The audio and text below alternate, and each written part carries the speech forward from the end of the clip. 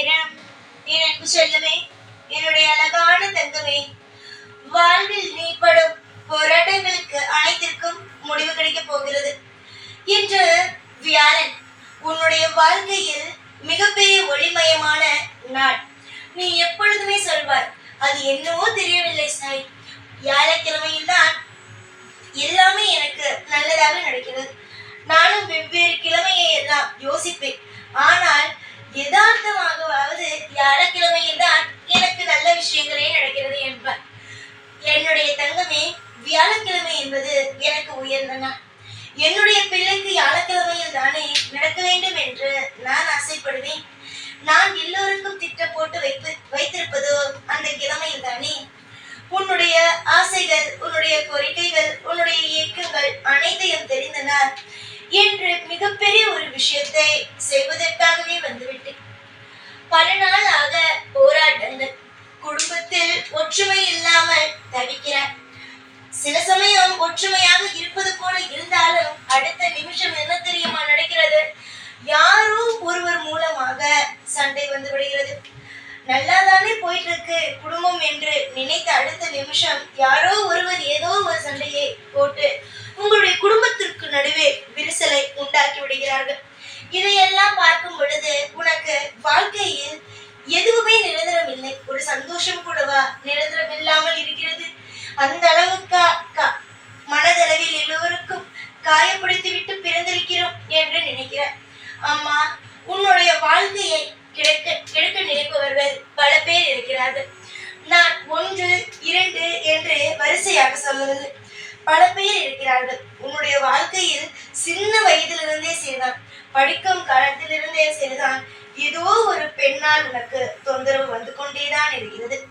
தோழிகளாக நிறைய பேர் இருந்தாலும் ஒரே ஒரு பெண் உனக்கு எப்பொழுதும் எதிரான விஷயத்தையே செய்வார். அதே மாதிரிதான் இப்பொழுதுமே உனக்கு ஒரு பெண்ணால் தான் ஆபத்து. உன்னுடைய துணையுடைய மனதை கலைத்து எப்பொழுதும் நீங்கள் ஒன்றாக சிரித்தால் கூட அந்த பெண்ணுக்கு பிடிப்பது கிடையாது. காரணம், எப்படி இவர் சந்தோஷமாக இருக்கலாம் என்ற எண்ணம். சிறு வயதில் இருந்தவர்கள் சிறு வயதில் முடிந்து விட்டார்கள்.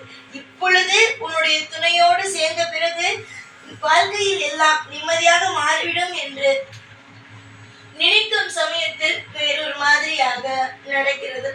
எல்லா காலத்திலேயும் நான் உனக்கு துணை இருக்கிறேன். அதை மற்றவர்கள் எப்பொழுதும் ஞாபகம் வைத்திருப்பது இல்லை. ஏனென்றால் அவர்களுக்கு தெரியாது. உன்னுடைய வாழ்க்கையில் ஒரு பெண்ணால் தான் பிரச்சனை என்பதையே சொல்லிவிட்டேன்.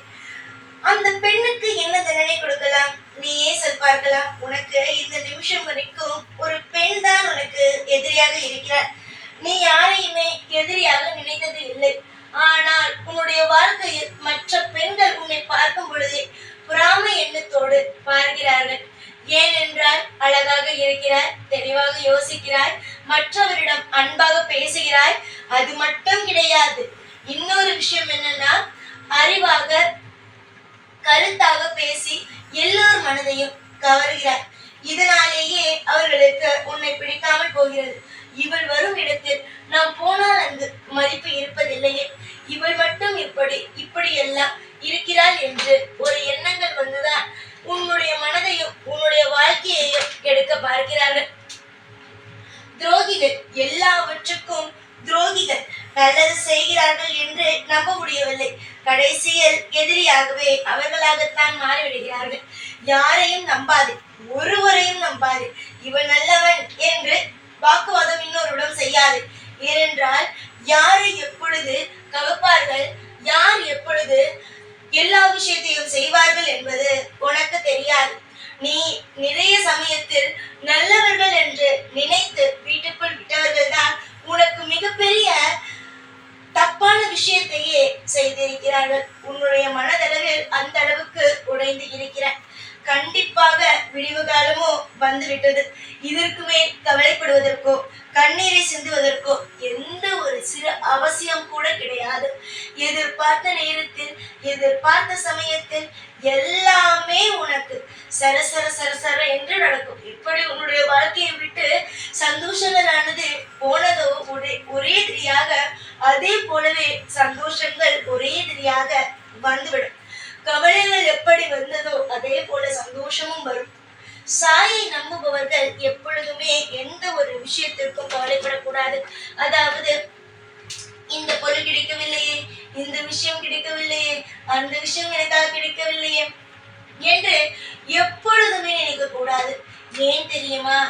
நான் இருக்கிறேன் என்று நம்புபவர்கள் எல்லா நாளும் மன திருப்தியோடு தான் இருப்பார்கள்.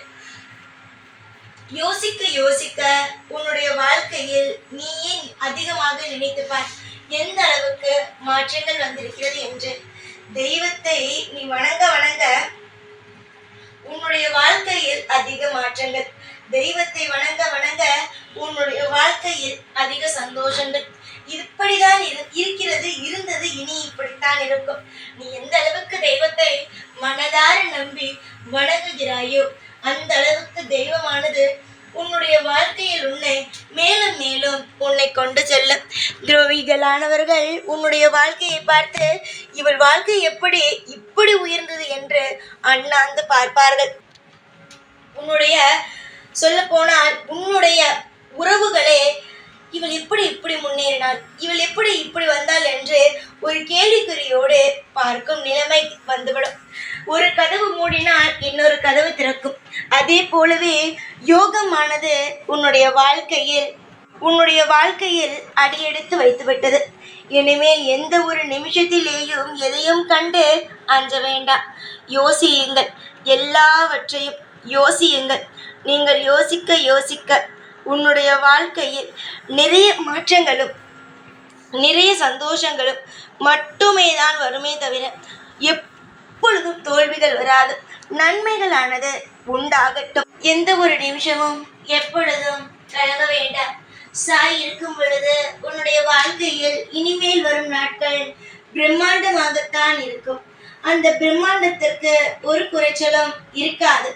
எந்தெந்த நேரத்தில் எந்தெந்த விஷயங்கள் நடக்க வேண்டுமோ அது அனைத்துமே நடக்க ஆரம்பிக்கும். நீ எந்த ஒரு விஷயத்திற்காக ஏங்குகிறாயோ அது கண்டிப்பாக நடக்கும். எந்த ஒரு விஷயம் உன்னுடைய வாழ்க்கையில் நடக்கக்கூடாது என்று நினைக்கிறாயோ அது நடக்காது.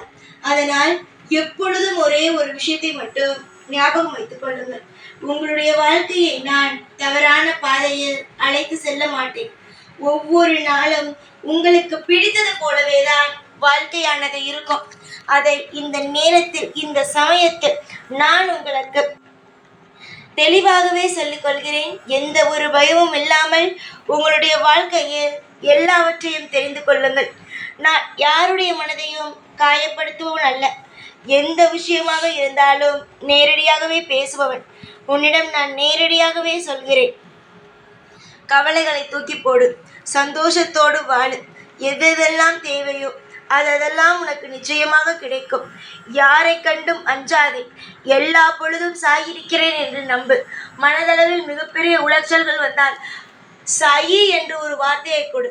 உனக்கு எந்த ஒரு பெயரை சொல்லி என்னை கூப்பிட வேண்டுமோ அந்த ஒரு பெயரை சொல்லி கூப்பிடு. கண்டிப்பாக உனக்கான ஒரு விடிவு காலத்தை நான் கொடுப்பேன். எதிர்பார்த்து ஒவ்வொரு நாளும் ஒவ்வொரு விஷயத்தையும் எதிர்பார்த்து காத்து கொண்டு இருக்கிறாய். உன்னுடைய எதிர்பார்ப்புக்கு எப்பொழுதுமே குறையே வைக்க மாட்டேன். ஒரு பொழுதும் எந்த ஒரு விஷயத்தையும் உன்னுடைய மனதளவில் காயப்படுத்தவும் மாட்டேன். நம்பிக்கை இருந்தால் நான் உங்கள் கண்ணுக்கு தெரிவேன். அதனால் நம்பிக்கையோடு இருங்கள். சதா சர்வகாலம் உங்களுடைய வாழ்க்கையில் உங்களுக்கு ஒவ்வொரு நிமிஷமும் நான் உங்களுக்காக ஒவ்வொன்றாக செய்து கொடுத்து உங்களை மேலும் மேலும் மேலும் அதிகமாகவே நல்லது நடத்தி உங்களை வாழ வைப்பேன். இந்த சாய்நான். ஓம் சாய்ராம்.